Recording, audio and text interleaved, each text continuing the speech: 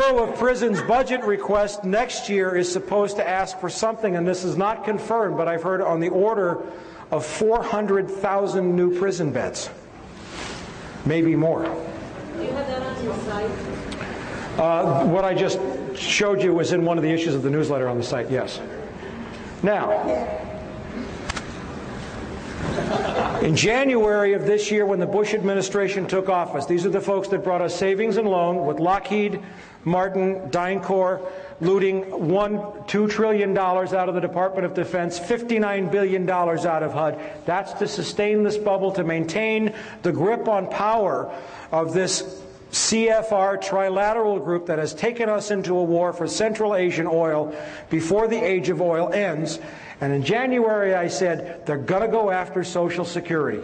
You mark my words. The savings and loan was just a warm-up. And here I find this story, or this letter, written to the Honorable Daniel Patrick Moynihan, who is the head of the President's Commission to strengthen, Newspeak, Orwell, strengthen Social Security. And the letter is from two members of Congress. It's from Henry Waxman, I don't have the second page, and one other member of Congress. And you know what they're saying? You've locked us out of your meetings. You're having closed-door, classified meetings on Social Security. We're the members of the Ways and Means Committee that are charged with Social Security oversight, and you have locked us out of the meetings. Does that scare you? It scares me. They've just been writing letters so far. Hey, listen, I'm going to come to this, but, there's a few bright lights on the hill. They aren't fully bright yet. But there are some people speaking out, and in the wake of the total assault on American civil liberties, Patrick Leahy, forgive me, had the temerity to write 6 letters to Attorney General John Ashcroft demanding that he testify before the Senate Judiciary Committee on such matters as military tribunals and Ashcroft's unilateral decision to begin wiretapping attorney-client conversations in terrorist cases. And he said, I demand that you respond to me in writing. I think it was by the 13th. Well, he got a response in writing, but it was an anthrax letter.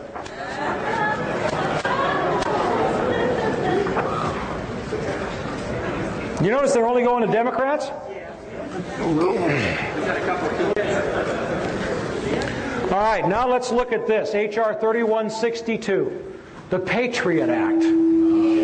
Hey, let's hear it for the Patriot Act.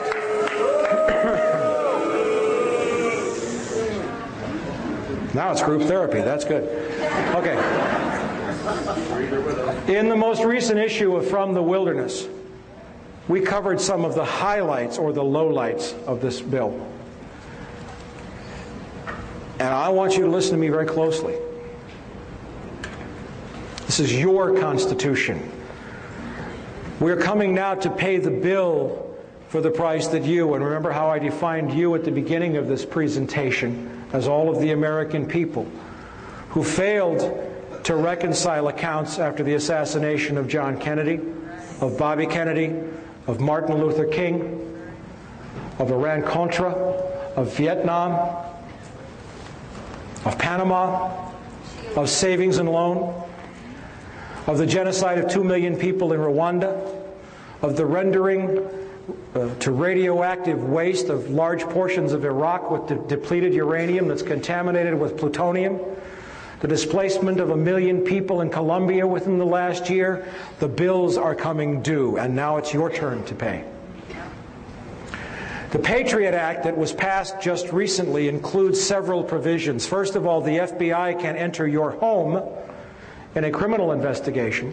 I think it's criminal.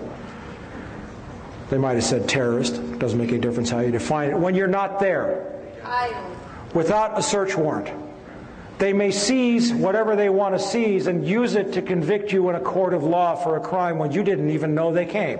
Now, how many people know that the Fourth Amendment to the United States Constitution is supposed to protect us against unreasonable searches and seizures?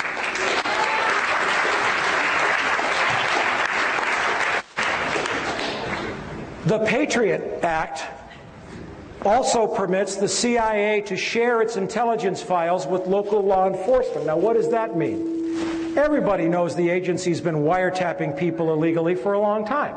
So is the FBI, COINTELPRO. I mean, you know. But the deal was that that information, because it wasn't obtained under a warrant, could never be introduced into court as evidence. Now when the CIA turns all that information over to the Los Angeles Police Department or the Chicago Police Department, they can write that up as a probable cause statement, go out and find one other piece of evidence, and put it all into court. Gee, the Fourth Amendment is gone. The exclusionary rule is gone. The Act also provides that local police agencies can share their intelligence with the CIA, who may in turn share it with foreign intelligence agencies. We have the beginnings of a global secret police. Echelon is a program of wiretapping run by the United States, Great Britain, Australia, New Zealand, and Canada. And it was originally set up on the premise, gee, it's illegal for CIA to wiretap Americans, but there's nothing wrong with the Canadians doing it. And Americans will wiretap the British, and the Australians will wiretap, and then we all share it. That's Echelon. And now all that information now under the Patriot Act can now be used in terrorist criminal prosecutions. And it's going to get worse for you in just a minute here, if it isn't bad enough already. Okay.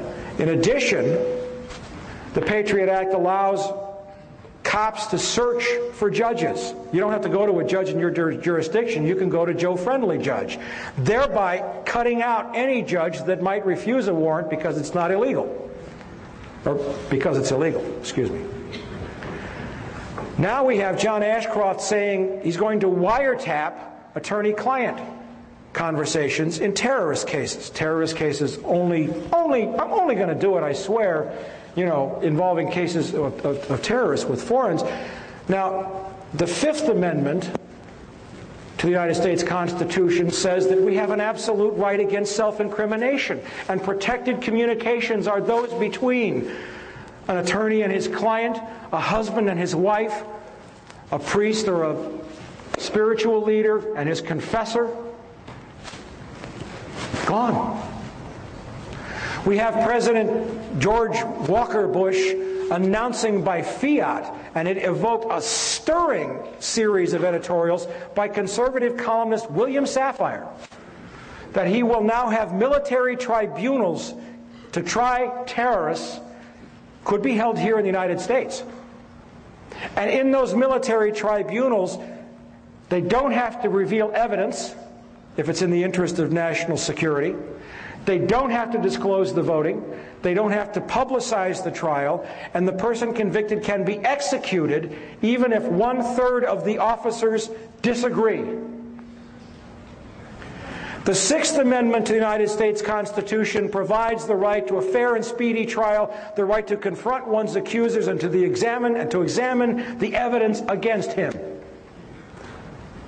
Also, under the Patriot Act, it is legal for the FBI to come into any business on a terrorist investigation and seize all of the business records.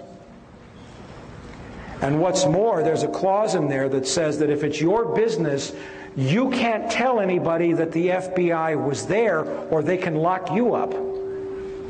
There goes the First Amendment, the freedom of speech, part of the First Amendment.